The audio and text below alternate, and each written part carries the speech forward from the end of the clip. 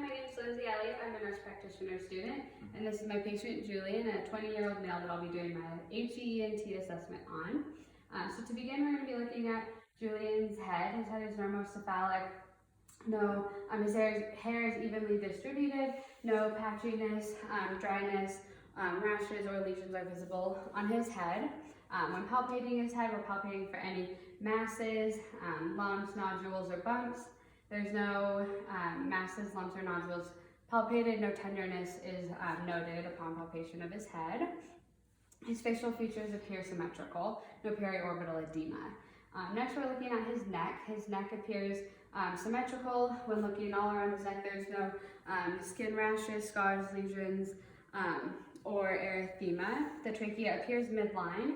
Upon palpation, we're assessing for any lymphadenopathy, swelling, masses, or tenderness.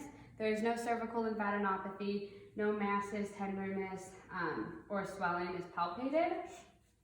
Next, and his trachea does appear to be midline. Next, we'll be looking at his eyes.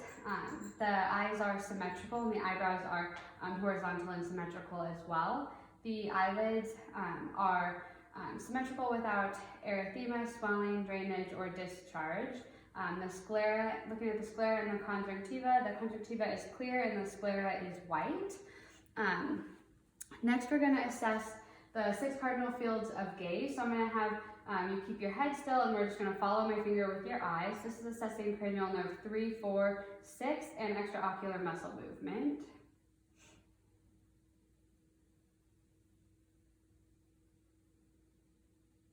So cranial nerves are intact, and he has full extraocular muscle movement.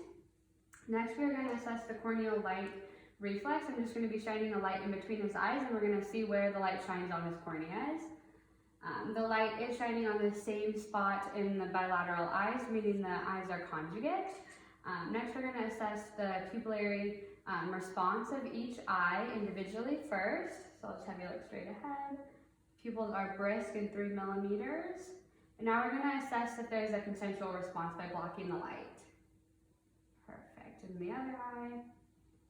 Perfect. Pupils are consensual with their response to light.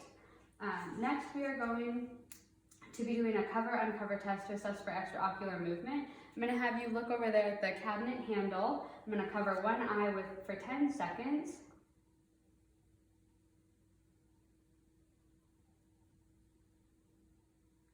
Uncovering and assessing for any eye movement. There's no eye movement of the covered eye.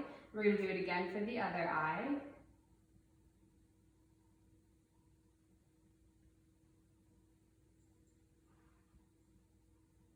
No extraocular muscle movement when the cover is released. Now we're going to elicit a red light reflex in each eye, assessing for color, brightness, and symmetry.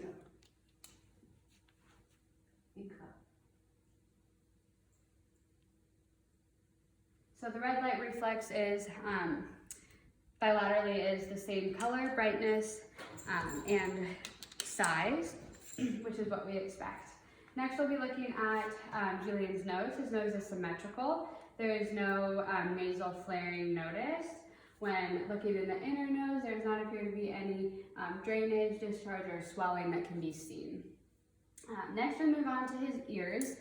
Looking at the external structures of the ears, they are normal appearing with no skin tags or crevices visualized. We're going to assess for the placement of the ears, and the tip of the pinnae are in line with the outer canthus of the eyes, which is what we expect.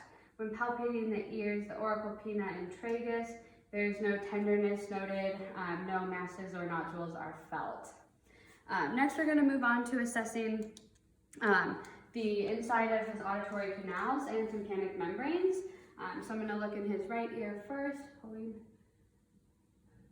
His auditory canal is pink without cerumen blockage. Tympanic membrane is translucent and pearly gray with bony landmarks visible, as well as the cone of light.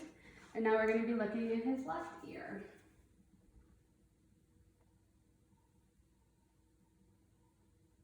The left ear auditory canal is pink without cerumen blockage.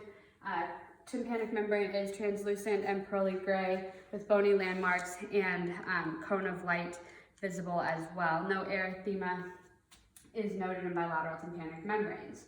Moving on to his mouth and perioral area, his lips are symmetrical, pink and moist. No lesions, dryness, or cracks are visualized. The perioral area is clear and clean of infection, rashes, dryness, or exudate. Now, Julian, I'm going to have you open your mouth, and we're going to look at his oral mucosa and gums. His oral mucosa is pink and moist without lesions or exudate. His teeth are in good repair. They are white with no discoloration. No visible cavities are visualized. I'm going to have you stick your tongue out and say, ah. Posterior pharynx is pink and moist. No erythema or lesions or exudate is visualized. His tongue was midline, indicating cranial nerve 7 is intact, as well as his uvula that is midline. And that will conclude our exam.